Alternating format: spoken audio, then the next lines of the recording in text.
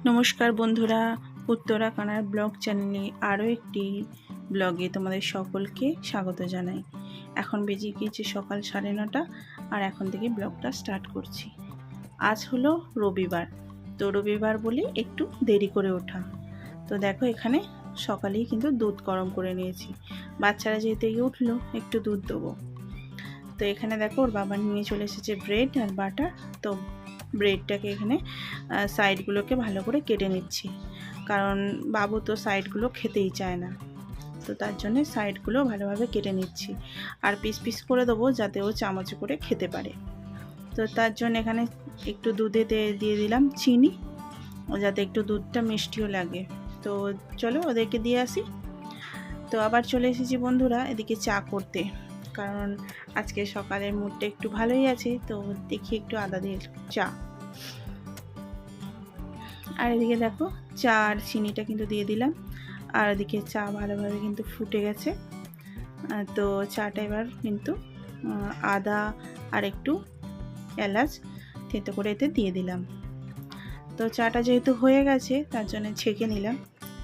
তো ওর বাবা কিন্তু রেডি হয়ে গেছে, তো ওকে কিন্তু তাড়াতাড়ি দিতে হবে। তারপর এখানে চলে এসেছি বাটার আর ব্রেড একটু সেঁকে নিতে, কারণ আজ যেহেতু রবিবার আর আজকে কিন্তু একাদশীও পড়েছে। তো তার জন্য বেশি হেভি কিছু খাবে না। তো তো এখানে ব্রেডগুলো কিন্তু ভালো করে সেঁকে নিচ্ছি। আর ওর বাবা যেহেতু ব্রেড সেঁকে খেতে ভালোবাসে তার জন্য এইভাবে দিলাম। আর এদিকে আমার মেয়ে কিন্তু একদমই এইভাবে ভালোবাসে না, তো তার জন্যে ওকে কিন্তু অন্যভাবে দিতে হবে। তো এখানে ওকে দিয়ে চলে আসছি আর চলে এলাম আবারও ব্রেডের উপরে একটু করে বাটার লাগিয়ে দেবো।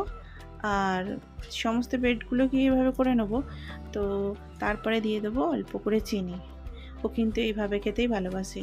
আর ওর সাথে সাথে আমার জন্য একটু করে নিলাম। তো তোমরা কে কে এইভাবে খেতে ভালোবাসো আমাকে একটু জানিও। তো দেখো চিনি দিয়ে দিলে কিন্তু ব্রেডের টেস্টটা একটু ভালোই হয়ে যায়।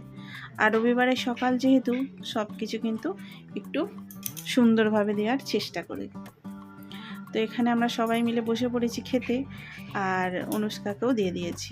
আর ও কিন্তু যাবে একটু বাজারে, তো তার জন্যই রেডি হচ্ছে। আর এদিকে দেখো ও বাজার থেকে চলে এসেছে, আর আজকে নিয়ে এসেছে বড় সাইজের একটা কাতলা। তো এখানে কাতলা মাছের দামটা কিন্তু খুবই সস্তা, মাত্র 160 টাকা কিলো। তো দেখো সাইজগুলো কিন্তু খুবই সুন্দর করেছে, ও আমাকে সেটাই দেখাচ্ছিল। আর এতে ছিল একটু ডিমটাও তো নিয়ে নিয়েছে। আর এদিকে দেখো বন্ধুরা আমি ভাতটা চাপিয়ে দিয়েছিলাম কিন্তু হয়ে গেছে। তো ভাতটাকে এবার নামিয়ে নেব। আর ওদিকে কড়াইয়ে কিন্তু বসিয়ে দেবো তেল। আর মাছটাকে এভাবে ধুয়ে নিয়েছি, নুন হলুদ মাখিয়েও নিয়েছি।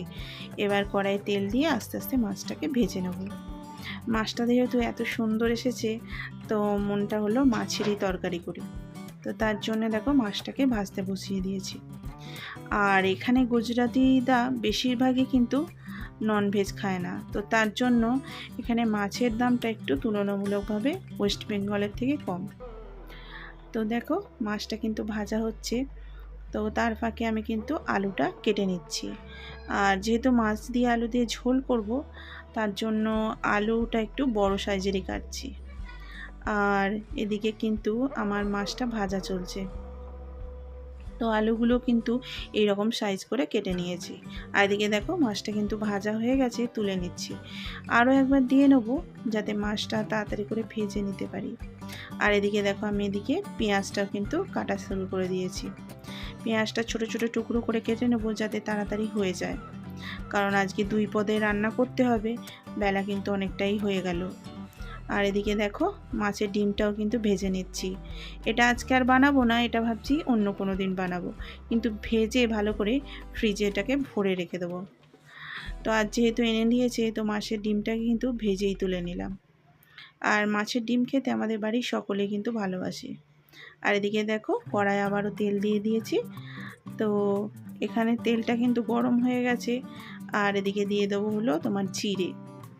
মাছের ঝোল করবো যেহেতু অল্প করে একটু জিরে ফোড়ন দিলে মাছের স্বাদটা কিন্তু ভালোই হয়। আর এখানে অ্যাড করে দেবো কোচানো পেঁয়াজ, পেঁয়াজটাকে ভালোভাবে ভেজে নেব। আর গোল্ডেন ব্রাউন করে ভাজার পরে আদা রসুন বাটাটা দিয়ে দেবো। আর এদিকে অ্যাড করে দেবো হলুদ, আর এদিকে কাশ্মীরি লঙ্কার গুঁড়ো। বাচ্চারা যেহেতু খাবে, ওর বাবা আজকে খাবে না একাদশী বলে, তো তার জন্য কিন্তু রেড চিলি পাউডারটা অ্যাড করলাম না, কাশ্মীরি লঙ্কার গুঁড়োটাই দিলাম। আর এদিকে দেখো মশলাটা ভালো করে কিন্তু কষিয়ে নিয়েছি টমেটো দিয়ে, আর একটু জিরেও দিয়ে দিয়েছি। তো এইভাবে আলুটাকে ভালোভাবে কষিয়ে নেব। তো ভালোভাবে কষানো হয়ে গেলে কিন্তু একটু কাঁচা লঙ্কা আর একটু অল্প জিরের গুঁড়ো অ্যাড করে দেবো। আর কাঁচা লঙ্কাগুলো গোটা এই জন্যই দিলাম, বাবু যেহেতু ঝাল খেতে চায় না, তো আমার যদি মনে হয় আমি এই কাঁচা লঙ্কাটাই খেতে পারবো। আর এদিকে দেখো চাপা দিয়ে চলে এসেছি আটা মাখতে, কারণ আজকে কর্তামশাইয়ের একাদশী, তো উনি খাবেন রুটি, তার জন্য চলে এসেছি আটা মাখতে। তো এখানে তাড়াতাড়ি করে আটাটা মেখে আবারও দেখতে যাব মাছটা হয়ে গেল কিনা।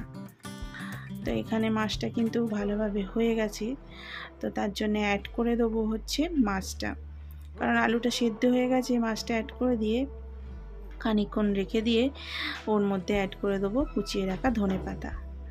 আজকে মাছটার কালার কিন্তু খুবই সুন্দর এসেছে। আর কিন্তু ওর বাবা আজকে খেতেই পাবে না, আজকে ওকে যেহেতু খেতে নেই, তো তার জন্য মাছটা কিন্তু খেতেও পাবে না। আর এদিকে যেহেতু মাছটা হয়ে গেছে, তো বাচ্চাদেরকে কিন্তু খেতে দিয়ে দেবো। তো তার জন্য দুজনের জন্য নিয়ে নিয়েছি, আর দুজনকে কিন্তু মাছের ঝোল দিয়ে ভাত দিয়ে এলাম। আর ওদিকে ওর বাবা যেহেতু আছে আজকে, ওর বাবাই কিন্তু একটু হেল্প করবে। আর এদিকে দেখো আমি গ্যাসটাকে কিন্তু ভালোভাবে মুছে ধুয়ে পরিষ্কার করে নিয়েছি। এবার কিন্তু রেডি হয়ে গেছি ওর বাবার খাবার রেডি করার জন্য। তো এখানে পনিরটা দেখো কেটে নিচ্ছি, কিন্তু ওই ছুরিটা দিয়ে কাটছে না। তো কাল যে নতুন ছুরিটা এনেছিলাম ওটাই কিন্তু এখন বার করে নিলাম। তো এটা দিয়ে দেখি কাটা যায় কিনা। আর সময় যেহেতু একটু কম আছে, তার জন্যে একটু লেট করা কিন্তু যাবে না, অনেকটা সময় হয়ে গেছে। তো যাই হোক করে কিন্তু কাটাকুটি হয়ে গেল। তো এখানে আমি বসিয়ে দেবো কড়া, আর দিয়ে দেবো হচ্ছে সাদা তেল। আর এইটা যেহেতু একাদশীর খাবার, তার জন্য একটু সাদা তেলেই করছি। তো এখানে অ্যাড করে দিলাম পনিরটা, আর দিয়ে দেবো হচ্ছে লঙ্কার গুঁড়ো, আর একটু হলুদ গুঁড়ো, আর একটু নুন। তো ভালোভাবে এখানে পনিরটাকে ভেজে নেব, যাতে খেতে কিন্তু স্বাদ হয়। তো এখানে পনিরটা ভাজা হয়ে গেছে, আমি কিন্তু তুলে নিচ্ছি। আর ওই কড়ার মধ্যেই যে তেলটা থাকবে, ওতে কিন্তু আমি পনিরের তরকারিটা করবো। আর এখানে দেখো মশলার জন্য নিয়ে নিয়েছি একটু আদা, একটু টমেটো, একটু কাঁচা লঙ্কা, একটু জিরে। এটাকে ভালো করে মিক্সিতে গুঁড়িয়ে নিয়েছে, পুরো পেস্ট বানিয়ে নিয়েছি। আর দেখো কড়াইয়ে কিন্তু তেল দিয়ে আর গোটা গরম মশলা দিয়ে আর ওই পেস্টটা ঢেলে দিলাম। ভালোভাবে এটাকে কিন্তু কষিয়ে নিতে হবে। এর মধ্যে কিন্তু আমি কোনো রকম অন্য কিছু আলু বা কোনো কিছু দিচ্ছি না। তো এখানে অ্যাড করে দিলাম হলুদ, নুন, আর একটু কাশ্মীরি লঙ্কার গুঁড়ো, যাতে কালারটা ভালো আসে। আর এখন অ্যাড করে দিলাম একটু গরম মশলা, মানে ওই পনির মশলাটা। তো এখানে দেখো ভালোভাবে এটাকে কষিয়ে নিচ্ছি, আর কালারটা কিন্তু খুবই সুন্দর এসেছে, তাই না? তো দেখো কষানো আমার হয়ে গেছে, তো তার জন্য একটু জল ঢেলে দিলাম। তো ওটাকে সাইড করে দিয়েছি, আর যেহেতু দেরি হয়ে যাচ্ছে, তো তার জন্য ওদিকে তাওয়াটাও বসিয়ে নিলাম। আর দেখো জলটা ফুটে উঠেছে, তার জন্য পনিরটাও কিন্তু অ্যাড করে দিলাম। আর এদিকে এটা হতে থাকলো, আর আমি ওদিকে কিন্তু রুটিটা বেলতে শুরু করে দিয়েছি। আর আজকে যেহেতু ওর বাবার একাদশী, তার জন্য কিন্তু পোড়ানো যাবে না, তো তার জন্য চাটুতেই কিন্তু সেঁকে রুটিটা করতে হবে। তো দেখো এইভাবে ঘুরিয়ে ঘুরিয়ে কিন্তু আমি রুটিটা বানিয়ে নেব। আর প্রত্যেকটা রুটি যে ফুলবে তার কোনো মানে নেই, এটা কিন্তু ফুলেই গেছে। তো রুটিটা কিন্তু ফুললে মনটা কিন্তু খুশি হয়, একটু ফুলকো ফুলকো রুটি ভালো লাগে।